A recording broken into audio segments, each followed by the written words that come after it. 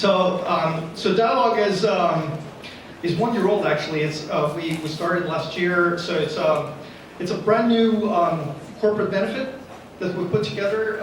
It's a corporate benefit that gives employees access to great care over telemedicine. They install an app. They start chatting to a nurse. Before you know it, there's a video consultation with a doctor, prescription delivered to your door. So the whole experience. And so what we've noticed is when we think about Dialogue, is this a med tech company? Like in the sense that we're currently understanding it, like a software company, or is this more like a clinic, like a walk-in clinic where you can get care? Well, it's not really a med tech according to that definition. It's more like a hybrid really. And then we got some things like we're not the only ones actually building these companies, and so we kind of digested the unique characteristics of these medtech hybrids, and we think it's a super interesting model for businesses in this space. So entrepreneurs and technologists and healthcare professionals that are thinking about this. You might find it interesting. So we've put together kind of a bunch of unique characteristics. So one is Natalie, let's start this off with the first lesson, which is build a human-powered service. So even though we're a med tech company, we don't offer software services. Technology is not our service. It's actually our medical clinic. So our services are diagnoses, our treatment, the treatment that goes with it, the prescription. So usually in the classic medtech companies, it means a physical clinic with an IT team that helps with the support. But we're quite the opposite. We're a medical team, and we don't have a physical location, and we're a medical service. That's what we offer. So from the outside, we actually look like, the company looks like a medical clinic, but from the inside, well, from the inside, it actually looks very little like a medical clinic. It looks like a high technology startup. It looks like one of your software startups that invest in machine learning, that cares about end-to-end experience. That's what Dialogue is. And so I think these medtech hybrids really excel when they completely own and control the technology stack. So this is not about, like, it doesn't matter how fancy your kind of clinic is. If you're thinking about kind of an IT department and kind of globbing together a bunch of software to run it, you're probably not going to get the kind of experience that your patients are looking for. And so controlling the technology stack is super, super important. So from that perspective, we are very much like a tech startup. However, our clients, our patients, are not the typical early adopters. So they won't tolerate mistakes, they won't tolerate an unfinished product. We can't really make mistakes in medicine or in the quality of care that we deliver to our patients, our clients. So it's a little bit different in that sense. Also, our roadmap changes. So certain med tech companies would deprioritize certain things that we actually prioritize. So an example, as we expand across Canada, we've discovered the intricacies of the various jurisdiction laws to practice medicine that are very different from province to province. So for our healthcare team, it's essential that they know the location of the client at the time of the consultation. So therefore, we've had that now as a priority, geolocation. Yeah, so it really changes our thinking. For software people, in the audience, imagine having no beta customers. It's pretty tough, but that's kind of our life. But where we are very much unlike a healthcare system is our attitude and investment in design. Design in healthcare system has been so neglected. It's terrible, really. If you look at modern kind of electronic health medical record systems, they suck. They're ugly. They're inefficient. Like contrasted with Slack or other systems that we love to use. Or if you look at the patient experience in a clinic, the service experience of that, contrasted with Apple Store, contrasted with any kind of consumer service that we will have on our phones.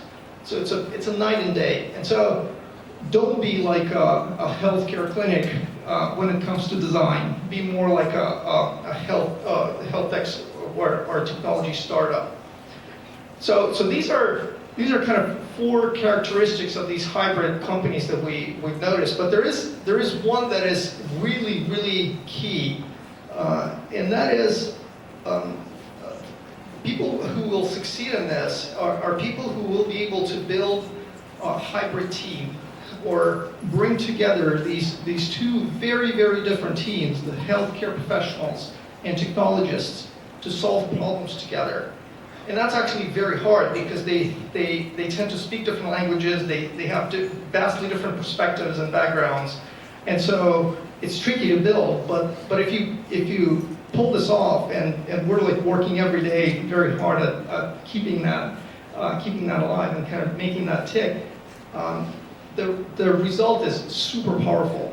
Like you get the speed of a high-tech startup in a space where you get to deliver great care to real people. So that's what we got for you guys. If I want to open to questions, how we're doing on time? Yeah. So for questions, we only have 1 mic. So what we're going to do for questions tonight is you can say your question and then the presenter will repeat it so everybody can hear. So if you have a question, How are you different from Akira and Maple? So the question is, how are we different from Akira and Maple? So we are a telemedicine service. We're fundamentally a corporate benefit. So we're going to market and selling a subscription service to companies. We're charged by employee per employee per month, and we provide this end-to-end service to. So that's kind of one thing. And another thing, we're currently in 4 provinces and growing fast. And and we welcome obviously other players in that market. They're thinking about expansion as well.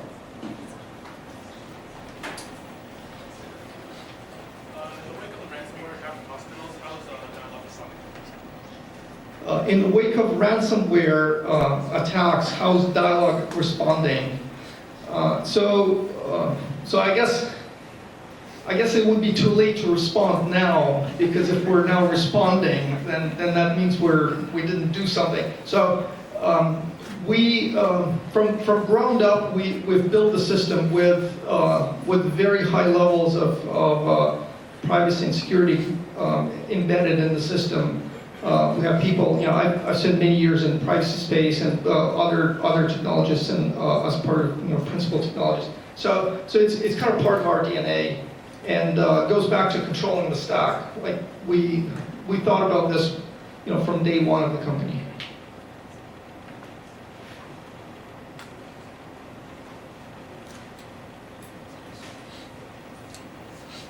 It's another example where we see decision maker is not actually the person that needs treatment. So you're going to HR departments that are making decisions for their employees, who are often not aware that this is available.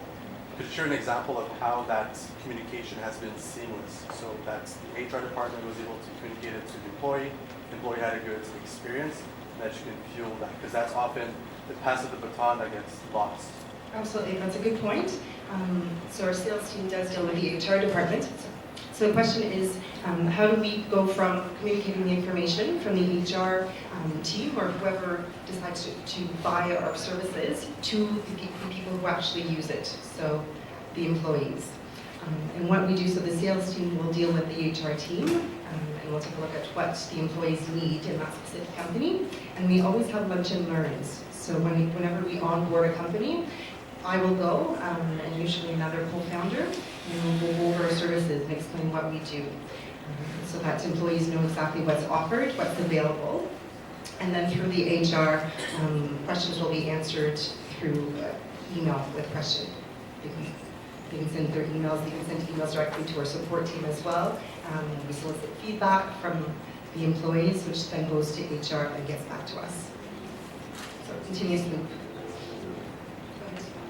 How do you ensure the privacy of the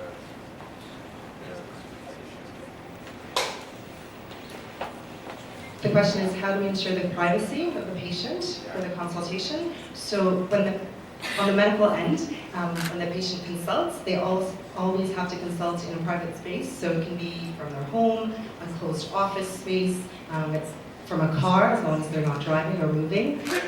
So from that end, there's no one else listening to that part of the conversation. From the technology side, So from technology side, we've built an end-to-end product. So we're not using any kind of non-dialogue channels to transmit information. So it's part of the reasons why we build Dialogue as a mobile app. Part of the reasons why you don't have login with Facebook inside of Dialogue app. It's an account that stays within the system. And maybe one more thing is we're not sharing medical information with the company that pays for the service. We would never do that. So that's just part of our policy. Thank you so much.